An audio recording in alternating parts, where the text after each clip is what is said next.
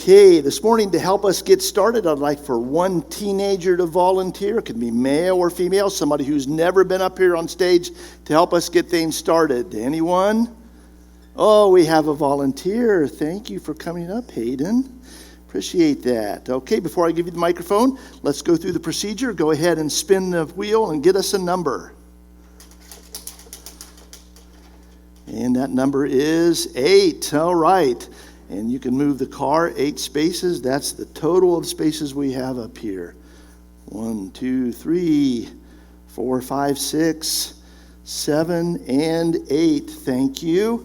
And I will give you the microphone. You can step over in front of the mic stand and read us the lifestyle message. It's not about the money. It's not about the money. Okay, that's what we're going to talk about today.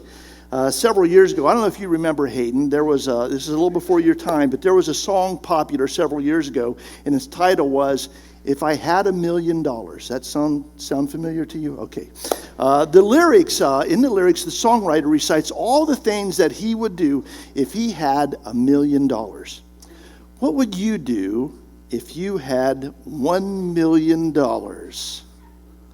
A lot of things. A lot of things? All right. Be a little bit more specific. Anything you can think of? Just one. I'd buy a boat. You'd buy a boat. Oh, okay. All right. Well, that's I suppose that's a nice goal.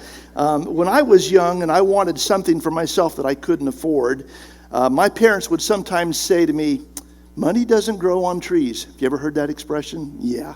And what that means is money isn't just available readily, right? It isn't easily accessible. If you want something you can't afford it, you probably have to save for a long time. You can't just wish for everything and then expect to have that, right?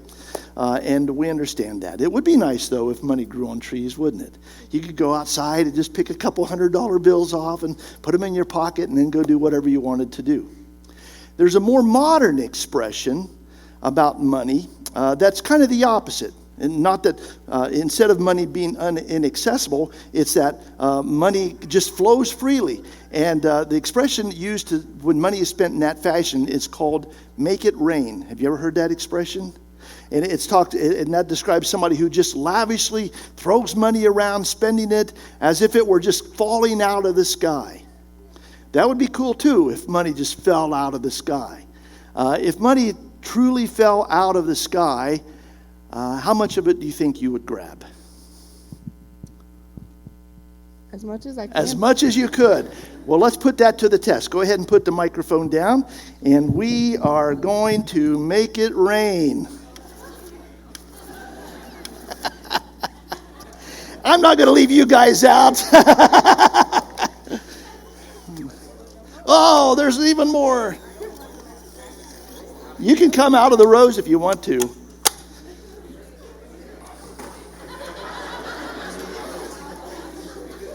Go ahead, Hayden. Pick up everything you can get.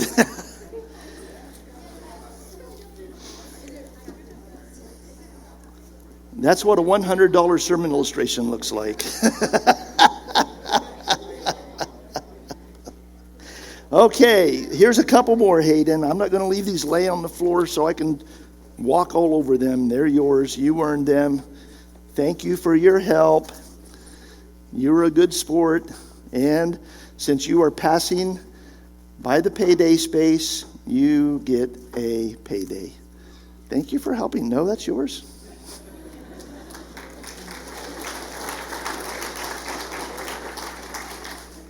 All that get cleaned up? Okay, that was fun.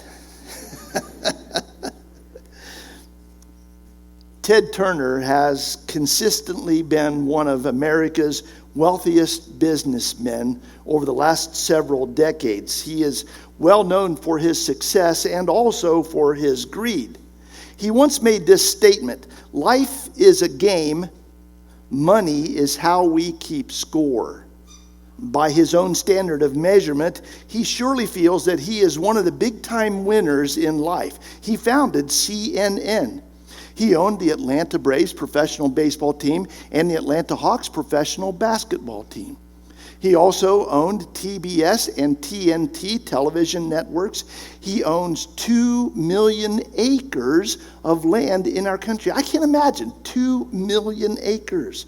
He's also owned and sold several lucrative businesses throughout his career. Today, his net worth is estimated at $2.5 billion. So many have adopted his philosophy that life is a game and money is how we keep score, that someone coined this phrase: the guy who dies with the most money wins. If there is one criticism I have of the board game life that our sermon series is based upon or modeled after, it's that the goal of the game seems to support that philosophy, that the guy with the most money who dies with the most money wins, or life is a game and money is how we keep score. You see, in order to win the game of life, you must accumulate the most money. Success in that game is not determined by your family or by how many good things you did as you worked your way around the board, what contributions you made to worthy causes, for example. Nor is it success determined by your level of education or the value of your job to the greater society. It's all about the money. It's the Ted Turner philosophy taught to our children as they play that game. And I can't help but wonder if that value might not subconsciously be instilled in our children as they play it. In the year 1347, the Black Plague raged through Europe. Thousands of people were dying. Many of them believed it was God's judgment upon a sinful society. And so they thought that maybe if they would appease God and his wrath, that maybe he would relieve them of their suffering. And so to that extent, the citizens of Louisville, Germany, surrounded the local monastery, offering enormous amounts of money and valuables. They wanted to bring this gift to God and ask them for his favor in releasing them, relieving them of this suffering.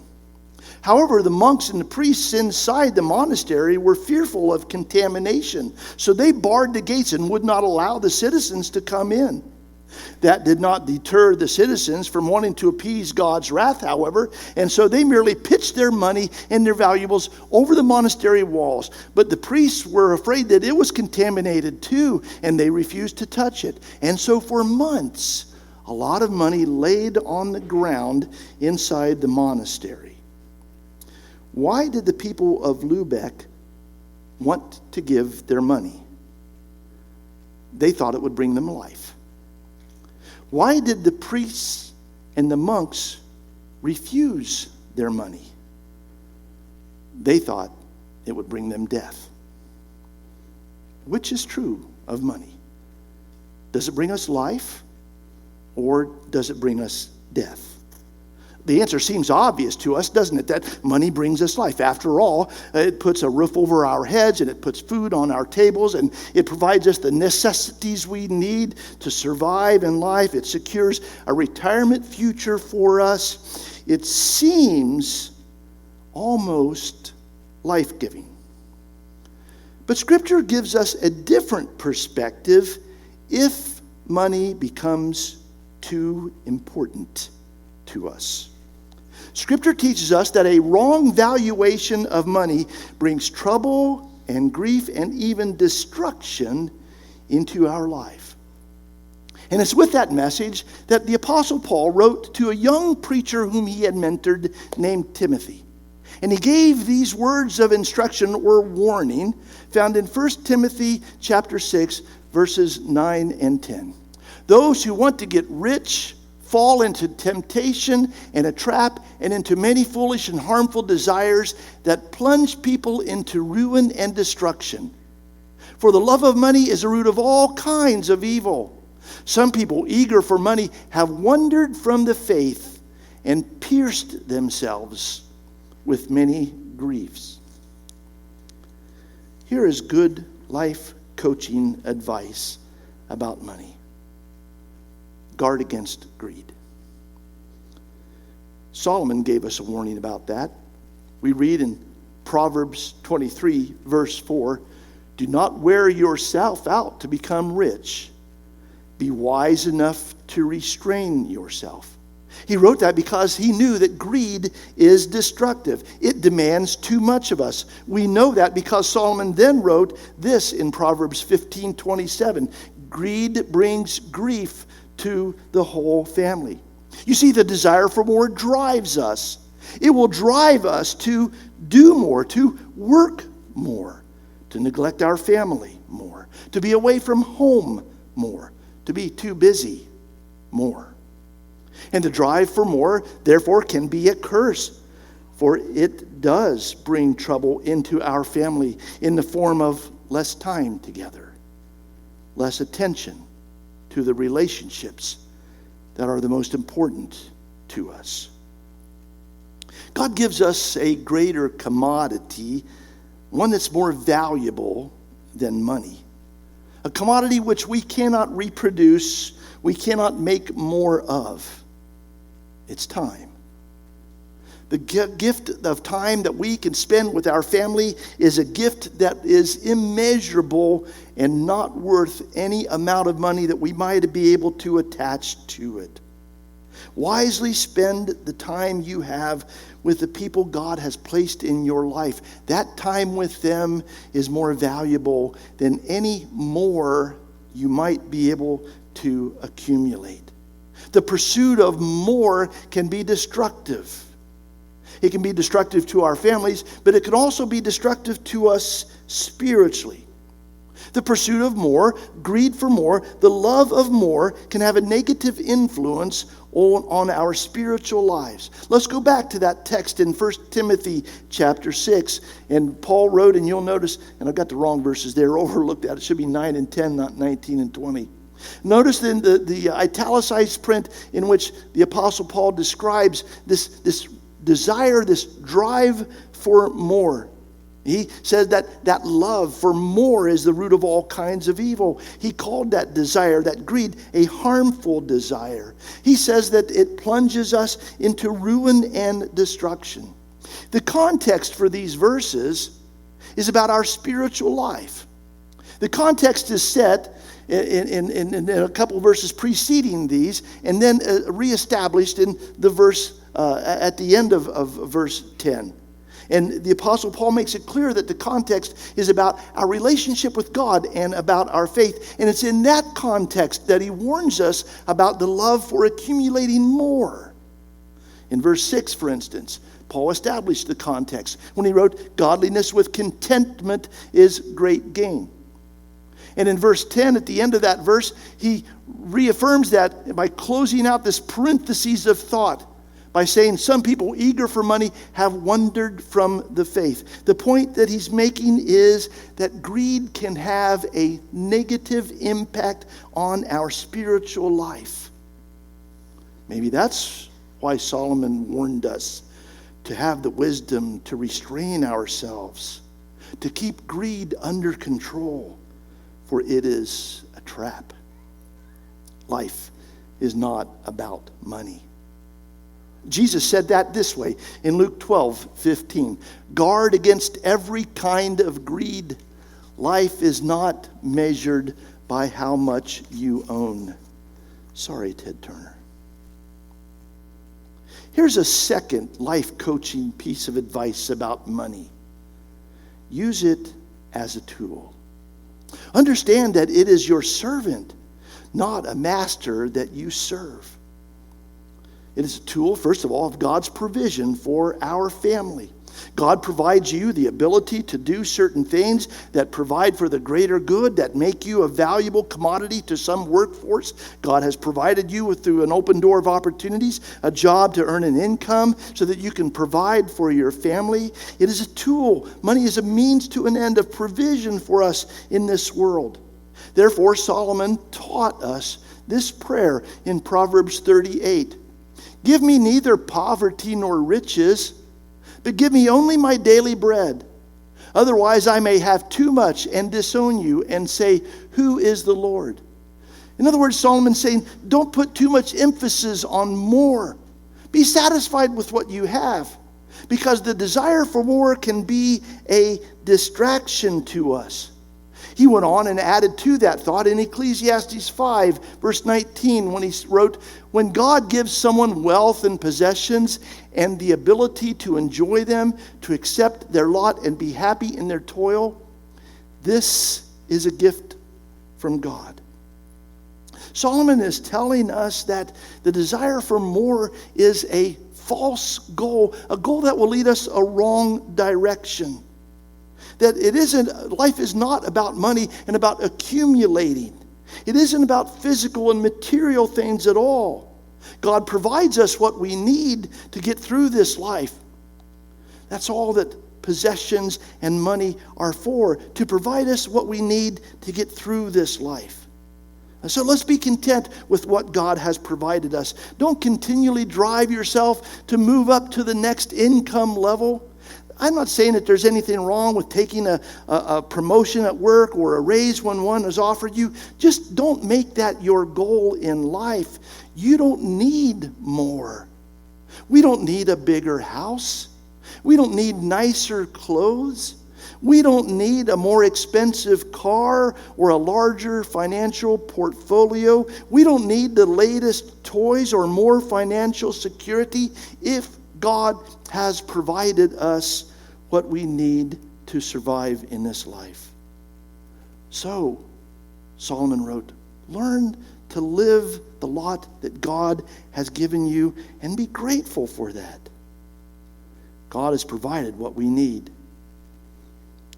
The goal of life is not the accumulation of more, but enjoying what God has given us and being grateful for that. And if by some chance God has given you more than you need to provide for your family, then that's an indication that God is calling you to use that as a different kind of tool. It, yes, provides for our family, but it might be in a case where we have been blessed with more than we need, that God is giving us an opportunity to use that as a tool of ministry to help others. Do you know the word give appears in the Bible over 1,500 times? That's 2 times more often than we read the word heaven. It's twice as many times as we find the word love. It's 5 times more frequently than we read the word prayer. Maybe there is a message in that fact for us. God wants us to be givers. If God has blessed you amply, then that's an indication He is calling you to be a blessing. That your income has a purpose beyond yourself, and it is to be a help to someone else. Money is a tool to be used, not a fantasy to be chased, not a master to be served, not a treasure to be hoarded. If God has blessed you, then count those blessings, enjoy them, find happiness in God's provision, and be a benefit to others. The previous church I ministered to came into a windfall of cash. A deceased church member left the church over $300,000 in his will. And that happened after I came here, of course. Just figures that's the way that would go. The leaders argued about what to do with that money. And they finally decided to do nothing. It sat in a bank collecting interest. They could have used that money to fund an effective evangelism program and fulfill the Great Commission in their city, as we are supposed to, but they didn't do that. They could have increased the size of their very small sanctuary and added much needed classrooms to their building, but they didn't do that either. They could have hired an ethnic associate minister and reached out to the predominant black and Jamaican communities in that city, but they didn't do that either. I tried to lead the church to do all of those things, but they didn't have enough money to do any of them. When they did finally have enough money, they still didn't do any of those things. And so instead of putting that money into the Lord's work in some meaningful way, they banked it and remained an aging white church with no outreach into their city. Within a few years, as a result, the church began to diminish in size, and they eventually ended up closing it. And they left all that money and their building and their land to another congregation. I knew those men well. I'd worked with them for 7 years. They were good businessmen. But that windfall clouded their judgment, and the church died. It is as Solomon warns us in Proverbs 11:24. Give freely and become more wealthy. Be stingy and lose everything. I have led this congregation since it was 6 years old and still meeting in a rented storefront. Historically, this church has never been wealthy. We have had to trust God to provide the funds for every step we have taken to grow through the years. And He has.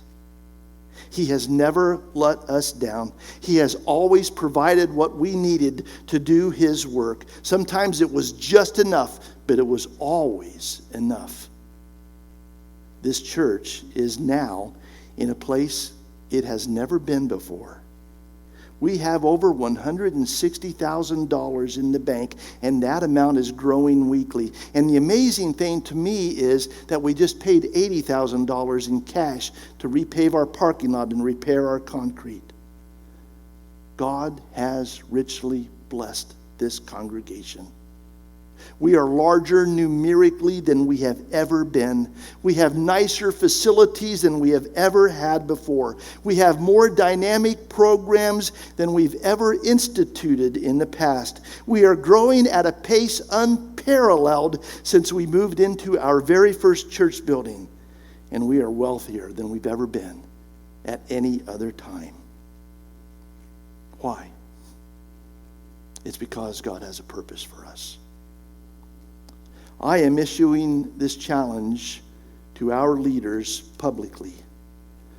Do not think we are in the business of hoarding money. We don't need a rainy day fund. We serve the God of the weather. We don't need emergency resources. Our God is the source of all provision. We don't need something to fall back on. Our God picks us up every time we fall. God has blessed us to be a blessing. So let's be a blessing to this community and to the people of this flock whom He has gathered here together. Let's be a blessing in every spiritual way that we can. Know that we are about our Father's business, not about being good businessmen. Our own currency encourages us not to put our trust in it. We will always trust God. And He will provide us the resources that we need to fulfill His calling. He always has. It seems to me that 1 Timothy 6:17 has been written almost directly to us when it says, "Command those who are rich in this present world not to be arrogant, nor to put their hope in wealth, which is so uncertain, but to put their hope in God, who richly provides us with everything." If it ever becomes about the money for us, we will have lost sight of our purpose, and we will have misplaced our faith. That is true of us as a church, and it's true of us as individuals. When it comes to the game of life, it is not about the money. John D. Rockefeller became the first billionaire in America. At age 53, he fell terminally ill. Doctors proclaimed him on his deathbed. Some in the media began preparing his obituary. Mr. Rockefeller was considered by many to be a greedy man, ruthless in business. He was raised as a Christian and continued actively attending his home church in Cleveland throughout his life. He even taught a Sunday school class in that church. But many thought his accumulation of wealth to be contrary to Christian belief. John Rockefeller believed that God had given him the gift of accumulating wealth. However, he had not found the true purpose of that gift. He once heard his pastor say, "God will give money to you if he can get it through you." He wrestled with that thought. One night, unable to sleep, he turned to God in prayer, and God gave him a vision. In that vision, the Lord seemed to say to him, "All the money in the world will not do you any good in either heaven or hell. Your responsibility is to give it away to bless others." That hit him so hard that the next day he called his staff together and formed the Rockefeller Foundation. His philanthropy has changed the world. He has donated massive amounts of money to churches and universities and to medical research. As a direct result of his generosity, many diseases were wiped out in the early part of the 20th century. Amazingly, as his charity increased, so did his health. Instead of dying at 53, he lived to be 98. And he spent the last 45 years of his life giving his fortune away.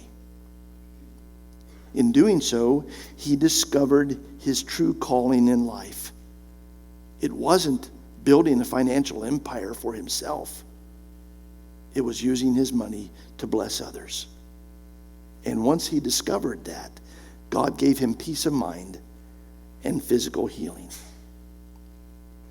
John Boehner wrote, "True wealth is not a measure of success, but a measure of responsibility." John Rockefeller discovered that truth, and it brought him life. Following God's plan always does that. God has a plan for you, and it's not about accumulating more. It's about using whatever resources he has given you to serve him and to serve others. It's not about making wise investments in some financial institution. It's about investing your life in eternal things. It's not about being a thriving member of society. It's about being an obedient member of his kingdom. It's not about the physical and the material, but about the spiritual. And so he calls you to lay up treasure in a place where it can never be taken away from you. A place where it will reward you for eternity. And that treasure is in heaven. Invest your life in his plan for you.